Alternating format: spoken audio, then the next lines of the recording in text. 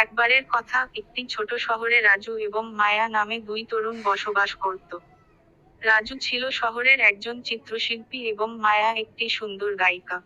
তাদের দেখা হয় শহরের একটি সাংস্কৃতিক অনুষ্ঠানে, যেখানে মায়া গান গাইছিল। রাজুর চোখে প্রথমবারে মায়ার হাসি পড়ে এবং সে অবিভক্ত হয়ে যায়। মায়া, তার গান গিয়ে রাজুর হৃদয়কে ছুঁয়ে যায়। অনুষ্ঠান শেষে রাজু সাহস করে মায়ার কাছে গিয়ে তাকে প্রশংসা করে। তাদের মধ্যে দ্রুত একটি বন্ধুত্ব গড়ে ওঠে।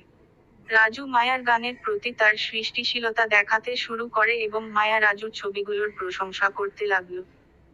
দিন কাটতে কাটতে তাদের মধ্যে ভালোবাসা বেড়ে যেতে থাকে। তারা একসাথে সময় কাটাতো, নিজেদের শখের কথা শেয়ার করত এবং জীবনের স্বপ্ন নিয়ে আলোচনা করত। কিন্তু একদিন মায়া জানায়, সে একটি বড় শহরে একটি প্রতিযোগিতায় অংশগ্রহণ করতে যাচ্ছে। রাজুর মনে ভয় জন্মায়, সে ভাবতে থাকে, যদি মায়া সেখানে গিয়ে কাউকে ভালোবাসে।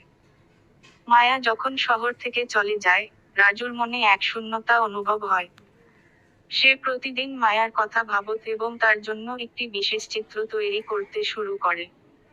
সেই ছবিতে মায়ার হাসি এবং তার গানকে তুলে ধরার চেষ্টা করে।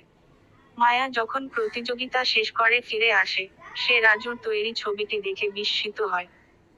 রাজু তার অনুভূতি মায়ার সামনে তুলে ধরে এবং বলে, তোমার জন্যই আমি এই ছবি আঁকলাম। তুমি যদি আমার হৃদয়ের কথা জানো, তবে আমার অনুভূতিগুলো বুঝতে পারবে। মায়ার চোখে আনন্দের জল এসে যায়। সে বুঝতে পারে, রাজু তার জন্য কতটা গুরুত্বপূর্ণ। সে রাজুকে বলেছিল, তুমি আমার জীবনের সবচেয়ে বড় অনুপ্রেরণা। তোমার সঙ্গে থাকাটা আমার জন্য একটি স্বপ্ন। এভাবে তাদের প্রেম আরও গভীর হয়ে ওঠে। রাজু এবং মায়া একে অপরের পাশে দাঁড়িয়ে নতুন স্বপ্ন গড়ে তুলতে শুরু করে, যেখানে তারা একসাথে সাফল্য অর্জন করবে। তাদের ভালোবাসা সত্যি জীবনের সব বাধাকে অতিক্রম করে, আর তারা জানে, একে অপরের প্রতি ভালোবাসা তাদের শক্তি।